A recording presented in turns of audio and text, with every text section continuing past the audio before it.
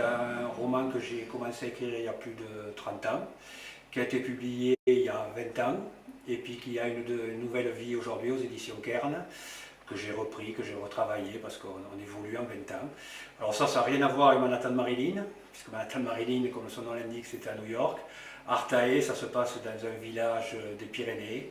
Bon, c'est un village ariégeois, mais j'ai quand même changé le nom, parce que j'ai pris comme village le village familial, où je pense que ma famille existe depuis l'homme préhistorique. Hein. Donc j'ai repris, un jour en lisant l'histoire des Pyrénées, j'ai vu que les premiers hommes adoraient un dieu, qui était le dieu ours, et il avait même un nom, il s'appelait Artae. Et puis comme quand j'étais jeune, j'aimais bien aller dans toutes ces grottes, et c'est vrai que les grottes ariégeoises sont très réputées pour les peintures préhistoriques avec des ours magnifiques. Et pour finir, un jour j'avais 10 ans, mes parents m'ont emmené au château de Montségur, et là il y avait un magnifique squelette d'ours préhistorique. Alors tout ça, ça a tourné dans ma tête pendant des années, des années, des années.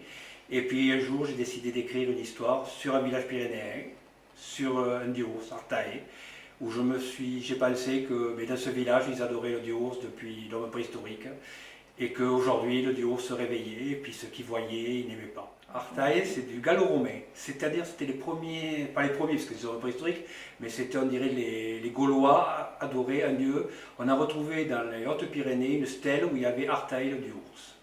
Et j'ai trouvé que c'était un nom qui était très bien, donc je me suis servi. Après, on n'a plus retrouvé de traces d'Artae dans aucun village des Pyrénées. Mais l'ours a toujours été, je dirais pour moi, l'emblème des Pyrénées. Je veux dire qu'on le retrouve tout autour des siècles. Je veux dire que Gaston Phébus l'a chassé. Les montreurs d'ours sont quand même des richesses historiques de l'Ariège. Ils ont fait la réputation de l'Ariège à travers presque le monde, puisque même on les a retrouvés aux États-Unis, à New York. Donc pour moi, l'ours était vraiment l'animal emblématique des Pyrénées. Il a failli disparaître, c'est ce qui m'avait à l'époque choqué. Il est réintroduit et aujourd'hui, je veux dire, on continue à se battre pour l'ours. Donc là, c'est une nouvelle réédition. Donc c'est un roman qui date, vous avez écrit les premières lignes il y a 30 ans. Depuis 30 ans, cette ancienne édition, cette nouvelle, il y a des choses qui ont changé. Voilà, c'est la même histoire? C'est la même histoire, la fin est la même. J'ai rajouté les chapitres. Puis comme je dis, en 30 ans, on évolue. Je veux dire que le métier, on l'apprend aussi. Je veux dire, il y a 30 ans, quand j'ai commencé, je ne savais pas qu'écrivain, c'était un métier. Écrivain, c'est un métier comme tous les autres. Donc, je veux dire, la première version, il y avait des fautes, il y avait des syntaxes qui n'étaient pas terribles. Donc, j'ai tout repris, et avec l'édition Kern, on a ressorti cette nouvelle version. Mais l'histoire reste la même, c'est toujours l'ours qui est le héros principal. L'histoire, alors, sans trop dévoiler? Ben voilà, un village des Pyrénées, qui adore l'ours depuis l'homme préhistorique au fil des ans. C'est un peu aussi sur la religion, parce que c'est les problèmes de la région. Et donc c'est ce village qui périt petit à petit, qui dépérit petit à petit, comme presque tous les villages malheureusement.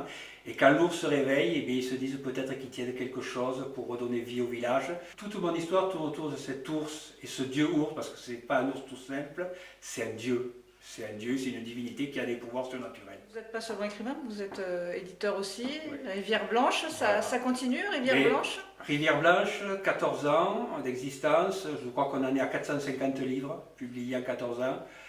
J'en publie 3-4 par mois. Ça continue toujours. Tant que ça me fera plaisir, on ne gagne pas d'argent, mais on n'en perd pas. Je dors la nuit, je n'ai pas de comptable derrière. Et c'est le plaisir uniquement de sortir des livres, aussi bien d'anciens auteurs qui sont pratiquement oubliés, que de jeunes auteurs qui ne trouvent pas dans les grandes maisons d'édition, et que je leur donne une chance que le public puisse les lire. Donc moi je continue. Bon, après c'est une niche, c'est la science-fiction, c'est du fantastique, c'est un peu de polar. Donc ça continue, ça continuera tant que j'en aurai envie. Puis comme la retraite va bientôt arriver, peut-être que j'ai encore plus de temps pour le faire. Et puis prochainement, il y a peut-être une suite à Manhattan Marilyn, et puis un roman que l'on écrit avec Michael Espinosa, qui est sur le monastère dynamité. Alors je me trompe toujours, c'est le Boulou ou le Boulou, je ne sais plus, à côté de Foix. Donc on essaie à tous les deux de se faire un thriller ésotérique. Voilà le projet. Bon, vous viendrez nous en reparler. Ah, bien, peut-être on est à côté. Eh bien, merci beaucoup. Merci beaucoup à vous.